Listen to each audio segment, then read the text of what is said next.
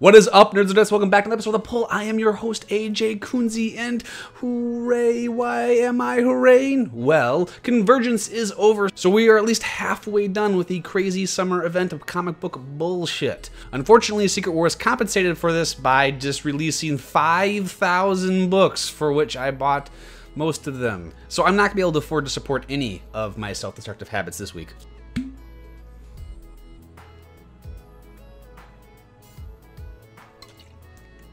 That's 100 proof whiskey, don't do that. The Infinity Gauntlet is one of the most treasured and highly regarded event books of all time. It's a book about mankind's relationship with death and how that relationship buttresses up against our relationship with love, and about how when you change that death-life relationship, how it manipulates the entirety of a human experience. And let's not forget that that's all wrapped up in this basically giant Super Smash Brothers superhero party. It was really great and winning formula that was both rewarding from a popcorn level and a deep thought level. Obviously, when you sit down and make a sequel to that book, you take all of that rewarding and deep and charming things and you shove it into a cannon and you fire it into a septic tank. You get rid of that shit. We don't need it. We're gonna replace it with a post-apocalyptic story where giant purple bugs eat your grandpa. This is another example of the Secret Wars thing just being incredibly jarring and confusing. And the story that's presented to us so far in Infinity Gauntlet is nothing anywhere close to not only Infinity Gauntlet, but really anything resembling Marvel. Like, the only hint at Marvel is the last page that I'm not going to talk about, and the fact that Thanos kind of creepily hangs around in the bushes the entire time, just kind of looking at people, seeing what they're doing. Hey, what are you up to? So rather than getting a sequel to one of the great works of our medium, we are left with a piece of Starship Trooper fan fiction where a giant professional wrestler with the face of Cotton Hill follows our character around and jerks off in the bushes. So I do not know what I was on the day that I decided it was a good idea to buy Sabrina the Teenage Witch book. But whatever it was, turns out I want to be on that all the time. Oh yeah, you know, I was on this. I am on this all the time already. On the surface, buying a Sabrina the Teenage Witch book produced by Archie Comics, nothing about that should work. But this works, and it works so hard. This is not the TGIF version of Sabrina the Teenage Witch that you might have watched on television. This is a dark, twisted, gothic reimagining of the Sabrina the Teenage Witch mythos. Okay, it has a mythos now.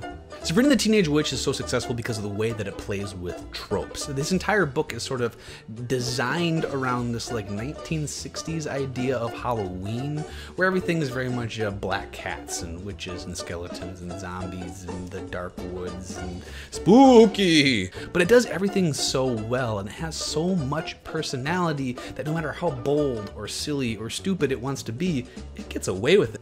If you take the title off this book and sort of just judge it on what it gives you, this is one of the most disturbing and dark horror series that's out right now.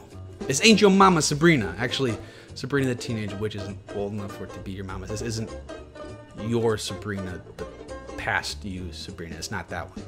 Instead of being quirky MILFs, Sabrina's aunts are frigid and sociopathic cannibals. Instead of being a very wooden Muppet, Salem is a very dry and dark protective familiar. And Sabrina is not the Sheriff Michelle Gellar. I think that's who played her. If I'm wrong about that, then pick your own blonde 90s actress and that one. Well, instead of her, what we have is a conflicted yet slightly psychopathic manipulator of other human beings. Someone who understands what emotions are, but don't necessarily know how to put them into practice. And not only that, she's capable of godlike powers. This is just the latest in this sort of new, darker line that Archie has gone with. Previously it's taken form of like Archie versus intimidating evil thing. Archie versus the Punisher, Archie versus Predator, Archie versus Spiro Agnew and the Groovy Bunch. I know this sounds all really strange and silly, and it really, really, really is, but this is high quality storytelling, high quality character work, and high quality horror. So if any of that sounds good to you, then congratulations, you have taste. And you should also probably check this book out. So I don't remember the title of this book, one second. Where Monsters Dwell, #1. Okay, so this book confused me. It has a Secret War sticker on it, but there is literally nothing, even the shadow of a thing, that connects this in any way to Marvel. At least not that I know. Maybe there's some obscure thing. Maybe the plane he flies in it raced Iron Man back in the 1940s. There's no connection that I can figure out. But literally at this point, Secret Wars could launch a Spanish language soap opera book, a kabuki theater book, and a donkey show book, and it would still have the same level of overall narrative cohesiveness. To make this even weirder, this book is written by Gareth Ennis. You might remember him as a writer that wrote every book in the 90s that had some level of sexual deviancy in it. So the fact that he's writing for what is normally a very tame Marvel is very surprising, and it actually kind of works. As much as I just hated on the basic concept of this book, judging it in a vacuum, it's an enjoyable and well-written little book. It's very much that sort of Indiana Jones style swashbuckly adventure, where a lone wisecracking adventurer gets into hijinks and has to hunt ancient artifacts, or in this case transport a pretty lady to a faraway land, and then dinosaurs happen. If you're looking for a fun little book that's just trying to do something goofy, then this is probably something worth checking out. And it's also a book that does a really good job of removing itself from all the jarring aspects of Secret Wars. So as a fun little escape book, it's actually worth picking up. Everyone ready for that one book a week where I get really serious? I gave a lot of praise to the first issue of Pisces.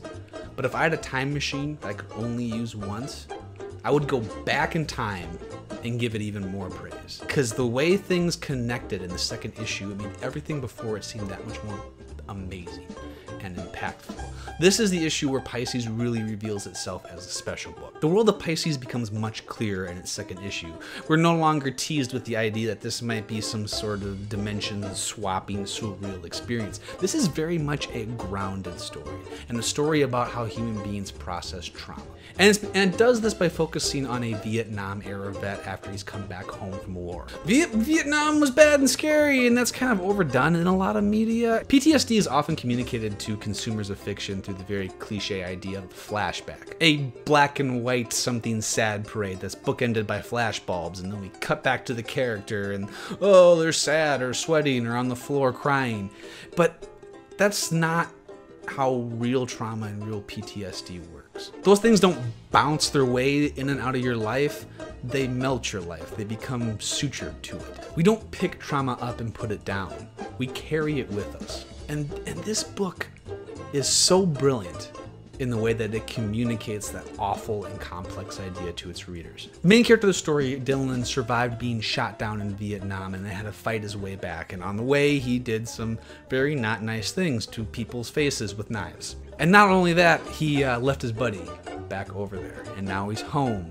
And what was once a smart and brilliant pilot is now reduced to living with his father and cleaning toilets at night. We don't just see the effect that trauma has on his life, we see the effect that it has on him. And that's communicated through these sort of psychedelic warpings of his world. Now, the visuals in this book, I cannot say enough about them. Not only for how beautiful and bright and psychedelic they are, but how subtly they flow into the real world, and how easily we bounce from what the real world actually is to the way that Dylan sees it. This is very much a book that's rendered through Dylan's eyes. The visuals are so horrific and imaginative. It's like if Tim Burton had a cameo in The Wall while tripping on acid. It's dark and touching. It is the ultimate example of showing and not telling.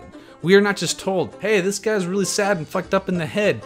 We see life through his eyes, and we see how broken it is. Few books are as smart and as confident in their readers as Pisces is. You're never talked down to. You are expected to be at this book's level.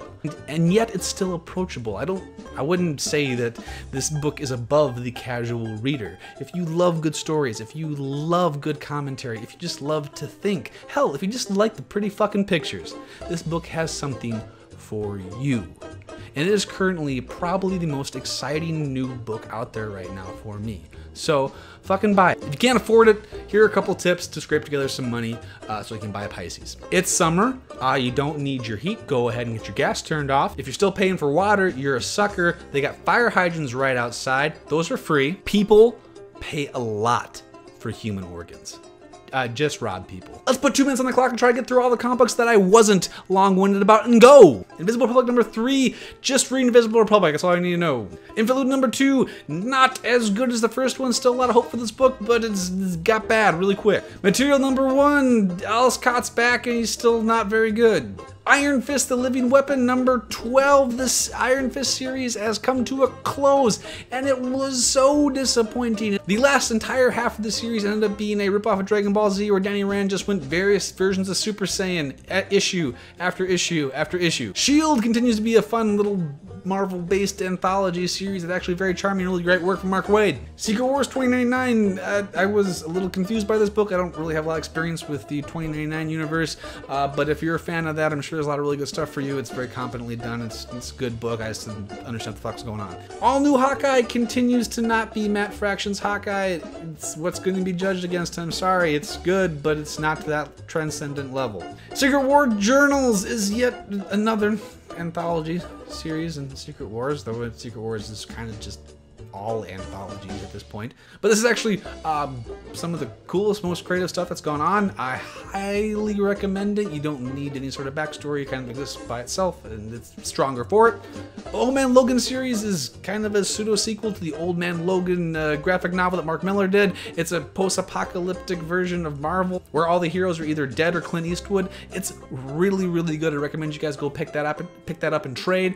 Check it out, and it's really great to be back in that universe again. MODOK Assassin. It feels like Marvel is trying to make MODOK like the new Deadpool. This is a very funny, silly book, and since Marvel might be trying to minimize Deadpool because they don't own the movie rights, I would expect to see a lot more MODOK try to kind of fill in that little niche. Inhumans, Atlantis Rising. If you're an Inhumans fan, another good book for you. If you don't know anything about the Inhumans, you're probably gonna be confused. Sons of the Devil was a pretty unremarkable first issue from Image, but there's a couple solid ideas the book could turn into something interesting.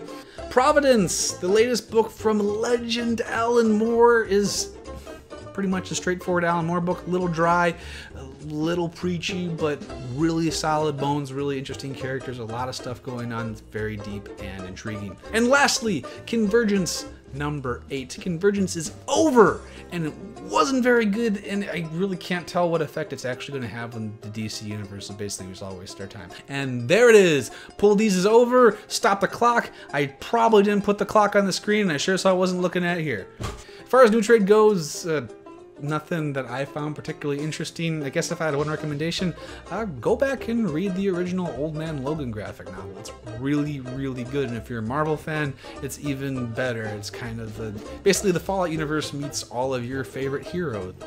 Definitely a must-read. There you go, ladies and gentlemen. Yet another episode of The Pull, and yet another thank you from me for watching. So please keep in mind, this is not the only show on Video Game Time Machine. We do a lot of other really great stuff. If you want to go ahead and see it, go ahead and click this muffin. This is the part where I go over the like, comment, subscribe, and you know that. But I guess if I had one thing to ask you as fans of the show this week, just show the show to a friend. Just sort of proselytize on a very human level. I feel like this is a very human and personal show, and that's probably the best way for it to grow. I want to thank all the people that show up every single week in the comments. It's like checking in with a friend every week, and I'm really enjoying meeting you all, and I'm really enjoying talking comics with you all, because you guys have brought up a lot of really interesting, well-articulated points, and fucking see you down there. Wow, you're right, Trade Waiter. That was an incredibly excellent point. Good job, buddy. To make sure you know every time a new episode of The Pull comes out, make sure you hit that subscribe button. For every new subscriber we get this week, I will dedicate 1 hour to solving the mystery of why the fuck my ears get so red when I record this show. And as always, make sure you come back next Sunday and every Sunday at the end of time for the episode of The Pull. And please, get out there and just enjoy comics.